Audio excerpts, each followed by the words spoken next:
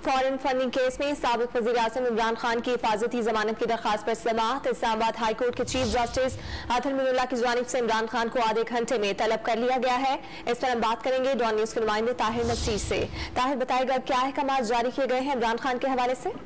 जी देखिए, foreign funding case में साबिक वज़ीर-ए-आज़म इमरान खान ने हिफाजती जमानत के लिए इस्लामाबाद हाई कोर्ट से रुजू किया। कबल इसी रजिस्ट्रार की जानिब से इस्लामाबाद हाई कोर्ट में जो दरखास्त जमानत दायर की गई थी उस पर एतराज़ात आए थे। ताहम एतराज़ात के साथ ही इस्लामाबाद हाई कोर्ट के चीफ जस्टिस अतर मिनुल्लाह ने केस की समाअत की। दौरान समाअत सलमान सफदर जो इमरान खान की जानिब से वकील पेश हुए, उन्होंने ये मौका अपनाया कि किसी मुकदमे में और भी 2 लोग शामिल हैं।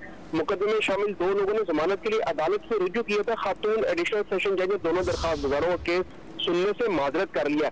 हम ट्रायल कोर्ट जाना चाहते हैं मगर जमानत दी गई। सलमान सफदर ने इस्तदा की अदालत ने इस्तफसार किया कि आपके ख्याल में ये केस किस अदालत में होना चाहिए, जिस पर वकील ने मौका अपनाया ये केस बैंकिंग कोर्ट या स्पेशल सेंट्रल कोर्ट का है। इस केस में फेक अकाउंट से कोई जिक्र नहीं है।